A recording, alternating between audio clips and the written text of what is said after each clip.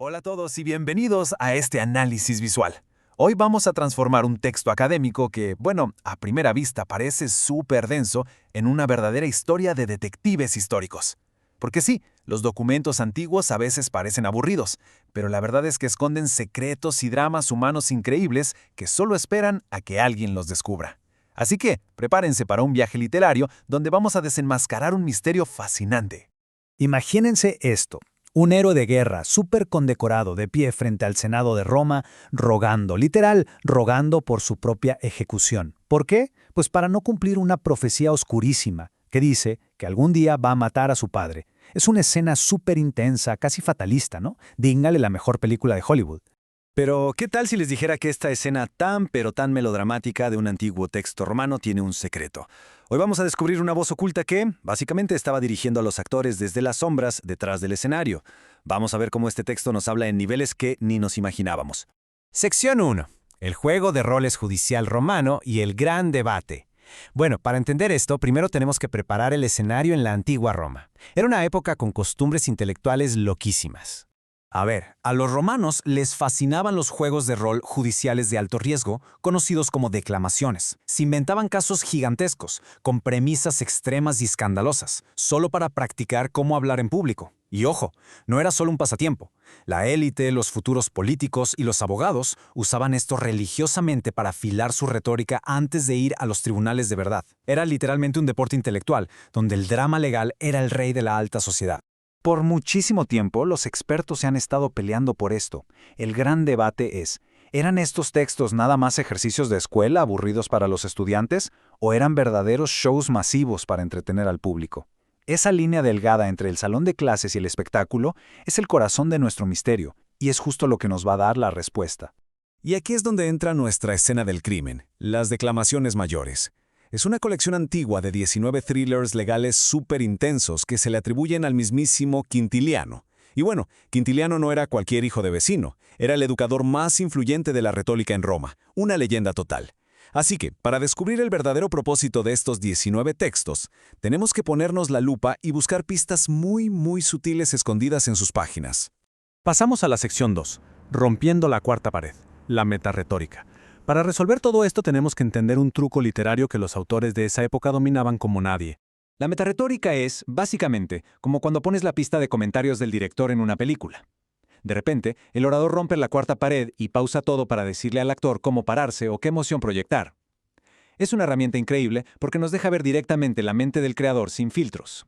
Entonces, la clave aquí es que, para cachar a este director oculto, tenemos que buscar interrupciones que tengan que ver con las 5 reglas de oro de la oratoria romana. La inventio, que es inventar las ideas, la dispositio, cómo organizar el argumento, la elocucio, que es el estilo, la memoria, y por último, la actio, o sea, la puesta en escena.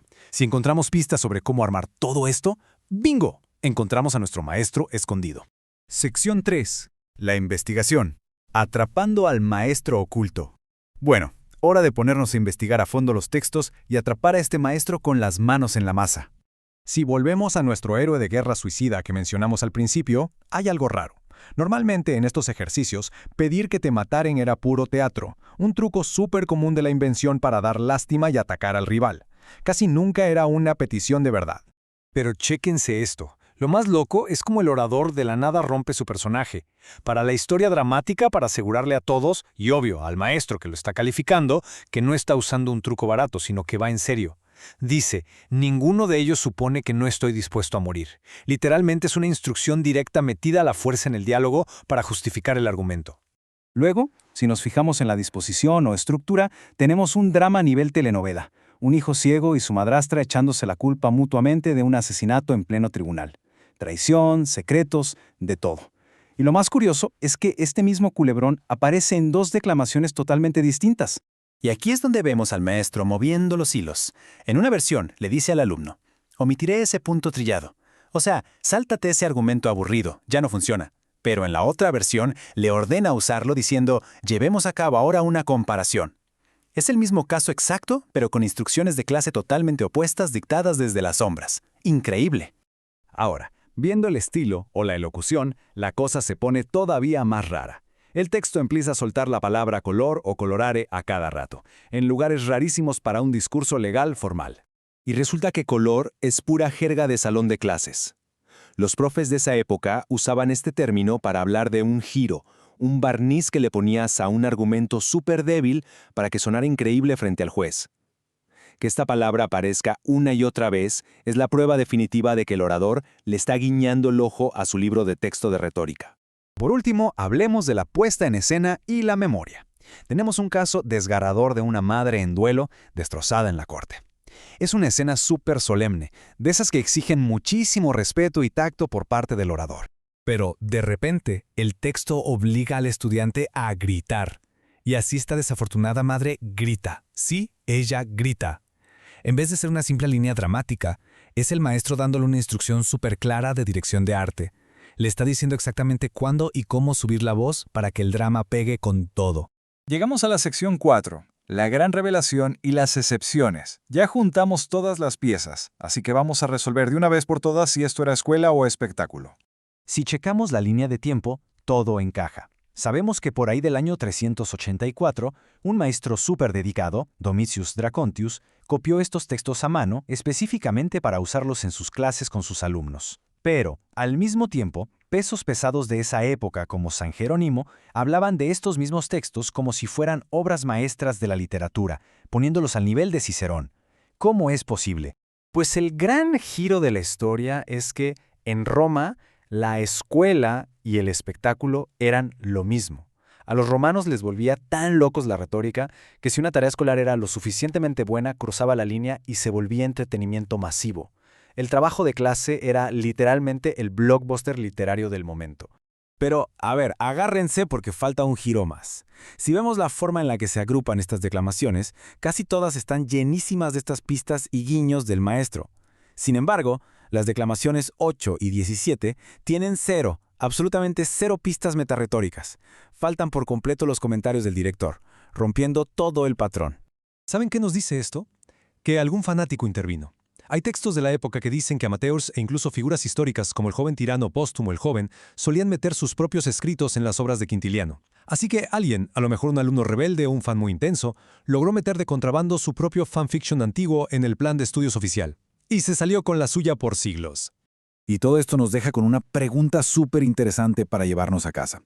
Si un estudiante romano logró colar su propia historia en los libros de texto de la humanidad, mientras consumimos medios y leemos cosas todos los días, ¿de quién es la voz oculta que realmente está dirigiendo la narrativa que consumimos? Un recordatorio tremendo de que siempre hay que buscar qué hay detrás de la pluma. Muchas gracias por acompañarnos en este análisis visual a descubrir las capas secretas de la historia. Nos vemos en la próxima exploración.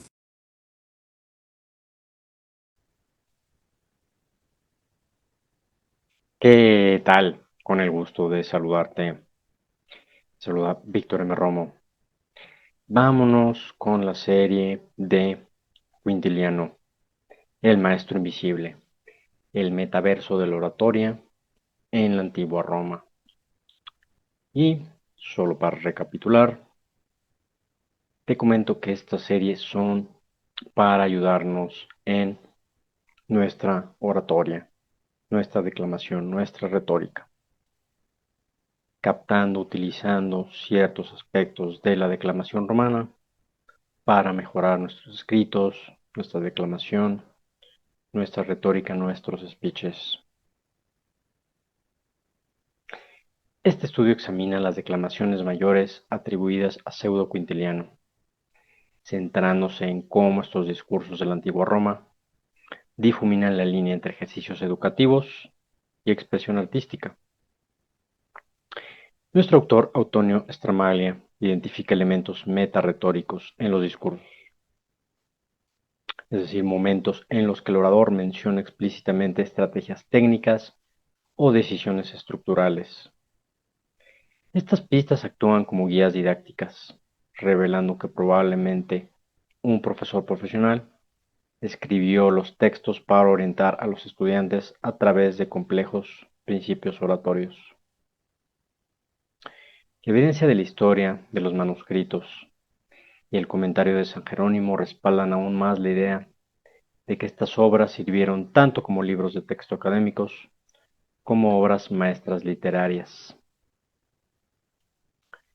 En definitiva, concluye que si bien la mayoría de estos discursos fueron elaborados para el aula, su alta calidad permitió apreciarlos como muestras de elocuencia propias de la élite. Sin embargo, las ausencias de estas pistas técnicas en ciertas declamaciones sugiere que algunas piezas pudieron haber sido escritas por estudiantes talentosos, como lo vimos en la entrega pasada, o aficionados, en lugar de retóricos profesionales. Dicho esto, te pido revises el video introductorio para generar más contexto de este tema que estamos tratando aquí, el maestro invisible. Dicho esto, vamos a compartir documento.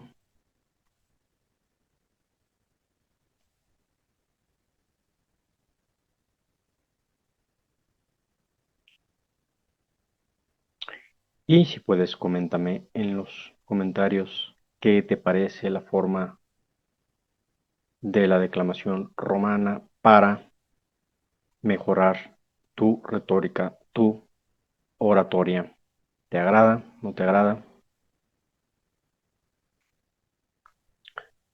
Perfecto, vámonos con el maestro oculto. Metaretórica y misterio en las declamaciones mayores de, como habíamos dicho, Quintiliano. Vivimos en la era de la transparencia absoluta, donde el detrás de cámaras es casi tan codiciado como la obra misma. Nos fascina escudriñar los comentarios del director o los esquemas técnicos que revelan cómo se construyó una ilusión cinematográfica, con tantos y tantos análisis cinematográficos. Y es un poco así, pero analizando la declamación. Sorprendentemente, esta pulsión por desvelar el artificio no es novedad contemporánea. Hace casi 2000 años, en el corazón del foro romano, existía un género literario que funcionaba como un sofisticado sistema de realidad aumentada, nuestra declamación. Discursos que mientras fingían resolver crímenes pasionales, dilemas históricos, contenían instrucciones secretas para los aprendices de la elocuencia. El misterio reside en las declamaciones mayores, un corpus de 19 discursos ficticios atribuidos tradicionalmente a Quintiliano. Investigaciones recientes lideradas por filólogos como Antonio Stramaglia, nuestro autor, han revelado que estos textos no solo son piezas de exhibición, sino que ocultan un maestro invisible. A través de sutiles guiños técnicos, nuestro autor revela los hilos que mueven la marioneta del orador, permitiendo que el estudiante aprenda los trucos del oficio sin que la ficción se rompa del todo. Como revisamos la escena del crimen, 19 discursos huérfanos. Las declamaciones mayores son los únicos 19 discursos forenses ficticios que sobreviven íntegros en la Roma premedieval.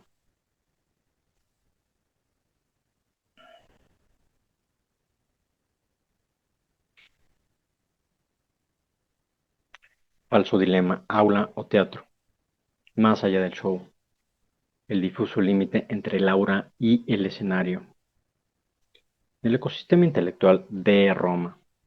La frontera entre el aprendizaje y el espectáculo era casi imperceptible. Existía, es cierto, una distinción teórica entre las declamaciones, profectus gratia realizadas para el progreso del alumno, y las in ostentationem, piezas de lucimiento para un público exigente, el escenario. Sin embargo, como bien señala Quintiliano, la única diferencia real radicaba en el brillo formal, necesario para satisfacer a una audiencia sofisticada. Para el ciudadano romano la educación no era un trámite juvenil, sino una prolongación de la vida adulta. Los maestros más célebres actuaban entre audiencias públicas y los aficionados acudían a las escuelas para deleitarse con la técnica ajena. Esta pasión transversal por la palabra, por la oratoria, por la declamación, convertía al aula en un escenario social, donde la distinción entre ejercicio y obra maestra se diluía constantemente, dando lugar a lo que hoy llamamos un metaverso de la persuasión. Esto es declamación.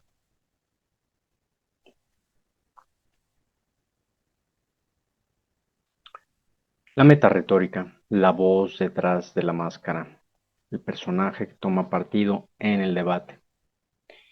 Concepto central para desentrañar estas piezas es la metaretórica.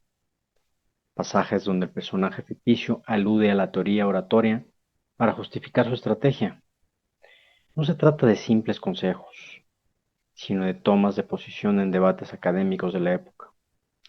Un caso magistral se encuentra en la Declamación 4, donde un héroe de guerra solicita permiso al Senado para suicidarse. En su discurso el orador aclara que no está utilizando un problema figurado, decir una cosa para dar a entender lo contrario, sino que sigue la doctrina directa de Quintiliano. Esto es crucial. En aquel entonces muchos maestros trataban estos casos de suicidio como meros ejercicios de ironía, de argumentación, una práctica de que Quintiliano mismo ridiculizaba. Al enfocarse en la intención de la ley, voluntas, y por encima del texto literal, scriptum, este maestro culto no solo guía al alumno en la técnica del estatus o posición legal, sino que le enseña a navegar en las polémicas intelectuales del momento. Como señala el autor Michael Winterbottom sobre la sofisticación de estos textos, meta-retórica. In this sophisticated piece, the teacher is present, showing his pupils how a good declamation should be structured.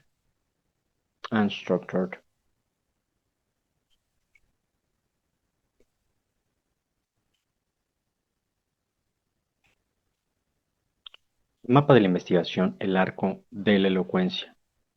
Señalización y color, el GPS del orador romano. Para que un estudiante no se perdiera la compleja arquitectura de una controversia, los autores utilizaban términos técnicos como balizas de navegación, palabras como ordo, el orden lógico, expositio, exposición de los hechos, servían para marcar las transiciones entre las partes del discurso, la narratio, la argumentatio y el epilogos. A estas señales se sumaba el fascinante concepto de color o colorare. En el argot de los retores, de los declamadores, el color era la pintura o barniz con el que se revestía la verdad, para que un argumento débil pareciera noble, o una acción cuestionable resultara heroica. Cuando el orador menciona que va a dar color a un hecho, está revelando al alumno cómo manipular la percepción de la audiencia. Es mera manipulación, los colores, transformando la cruda realidad en una narrativa persuasiva, pintando su declamación,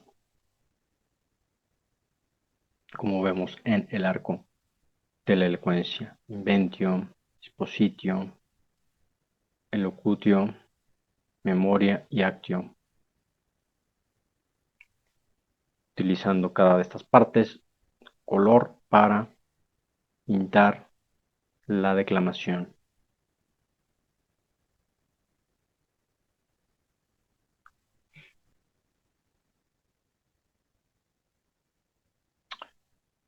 Didascalías de voz, instrucciones de actuación en el texto. Pista número 1, inventio. Quizás el hallazgo más sorprendente aquí es que estos textos funcionaban como libretos teatrales, incluyendo instrucciones precisas de actio, actuación. La frase clamat mater infelix, grita la madre infeliz, no es solo una descripción narrativa, es una didascalia. Indica al estudiante que debe cambiar el tono de voz, el color, elevar el volumen, infundir un matiz de desesperación en su interpretación. Incluso el uso de los dedos revela la maestría del autor. En la declamación 12, el orador afirma que su indignación es tal que no desciende a sus dedos. Esto no es una observación simple, sino una instrucción técnica. El orador debe abandonar la computatio, la costumbre de contar los argumentos con los dedos, para demostrar que está genuinamente desbordado por la emoción. El rechazo de la técnica racional se convierte, paradójicamente, en la técnica suprema del actor orador. Entonces, como vemos, aquí hay una fusión de actuación con declamación, oración, y siempre funciona. Es parte también de ponerle ese color.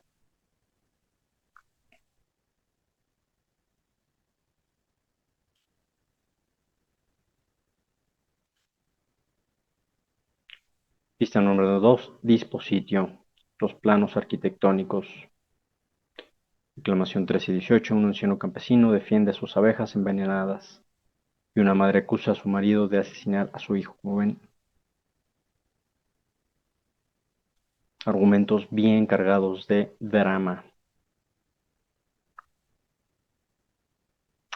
El manuscrito de Traconcio, un tesoro en el foro de Trajano. La evidencia de que estos textos eran herramientas de trabajo reales es física. Poseemos noticias de copias preparadas por el profesor Domitius Dracontius en el monumental foro de Trajano, alrededor del año 384 después de Cristo. Draconcio dejó una nota conmovedora. Había preparado ese manuscrito para sí mismo y para todos sus discípulos. Estos libros poseían una doble naturaleza. Eran por un lado manuales pedagógicos, repletos de notas técnicas, pero por otro eran considerados cumbres de la literatura latina. San Jerónimo, por ejemplo, estudió estas obras con la misma devoción con la que leía Cicerón, viéndolas como modelos de elocuencia insuperables. Eran en definitiva la intersección perfecta entre la teoría del aula y la belleza del arte. La historia, la lógica, pausa y la emoción.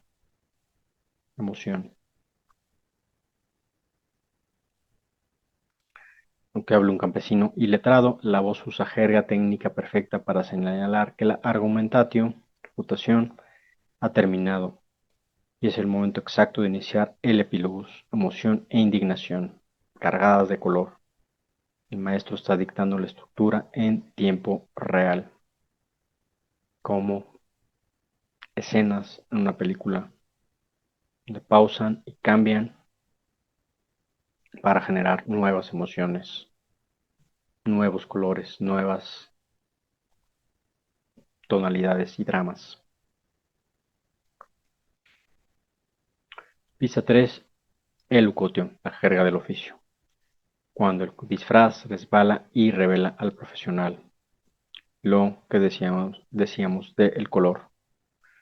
Término de escuelas posclásicas de retórica. Significa el barniz o giro argumental con el que el orador maquilla la verdad para hacer que la causa débil parezca mayor y mejor.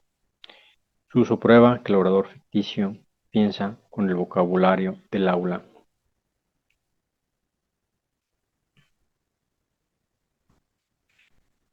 Pista 4. Memoria y actio. Direcciones de escena.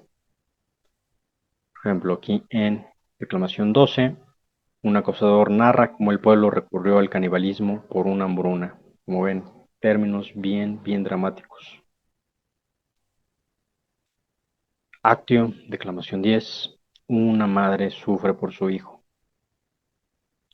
El maestro inserta una acotación teatral literal, instruyendo al estudiante a modular la voz, fingir llanto, gritar, pintar su declamación ante el jurado, donde actuación, emoción, máximo drama se juntan para defender una idea, crear una lucha, crear su argumentatio.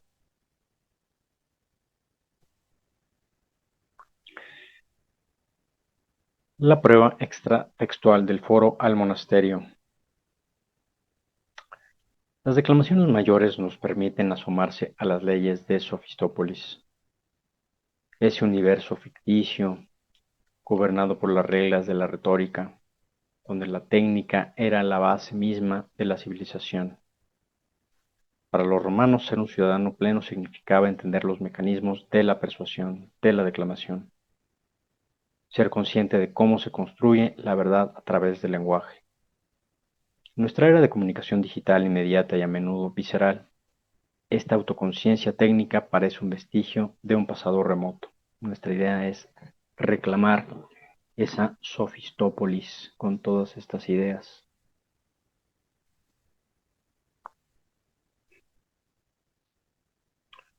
Cabe preguntarnos, al perder el contacto con el maestro invisible, que nos enseñaba a estructurar nuestros argumentos, nuestro argumentatio y detectar el color en discursos ajenos.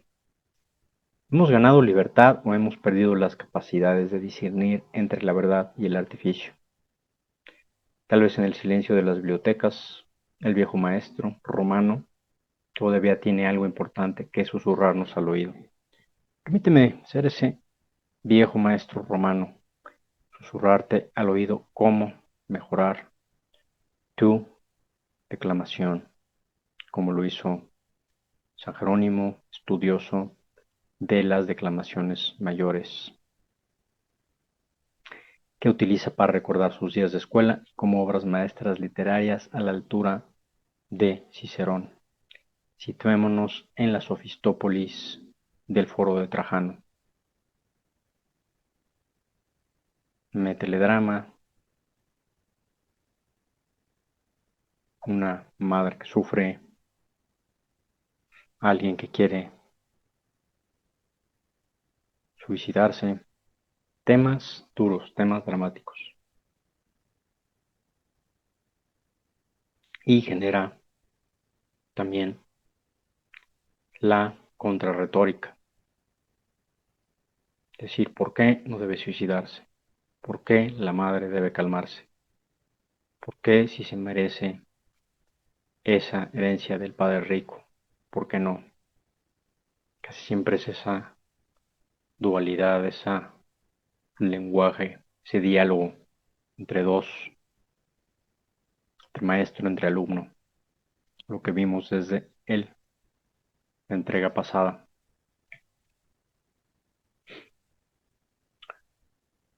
Algunas anomalías, el caso de las declamaciones 8 y 17, porque las declamaciones de 8 y 17 carecen por completo de pistas meta-retóricas. La teoría de Postumus Jr. La colección no fue escrita por un solo autor, sino que es una aglutinación gradual de textos. La historia augusta menciona a Postumus Jr., un aficionado tan hábil que sus controversias fueron insertadas entre las de Quintiliano. ¿Qué concluimos? Las piezas 8 y 17 probablemente no fueron escritas por un profesor, sino por un orador aficionado, por un estudiante avanzado, sin las preocupaciones didácticas del maestro. Seamos ese estudiante. A lo mejor puedes hacer pequeñas notas de colores, para subir la emoción, bajar la emoción, subir el volumen, meterle más drama, bajarle al drama, como manotear, actuación del cuerpo, para que tu declamación sea más certera, más apegada a nuestro viejo amigo pseudo Quintiliano y en todo su corpus de declamaciones.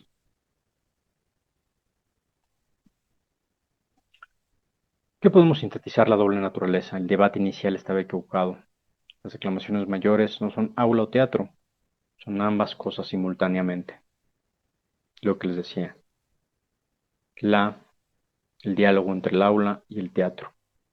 Textos escolares, obras maestras que se confunden en una misma. Que sirve el estudiante para practicar y el público para disfrutar. Esto es la meta retórica. No arruina la ilusión, la enriquece. El público adulto disfrutaba viendo la maestría técnica detrás de este drama. Esa es la escuela de declamación como forma de vida. Las declamaciones mayores nos revelan que en la antigüedad clásica la educación no era una etapa que se dejaba atrás. Era un performance cultural continuo, que sigue y sigue y sigue. Esa es la idea del estudiante de por vida. Siempre seguir mejorando, practicando, actuando. Permítaseme ser tu maestro oculto de metaretórica. Si te interesa este término de declamación romana, cómo mejorar esos aspectos de speech, de declamación, de técnica, con gusto podemos revisarlo. Déjame un comentario y podemos comenzar ese diálogo de tú a tú y seguir la escuela como forma de vida.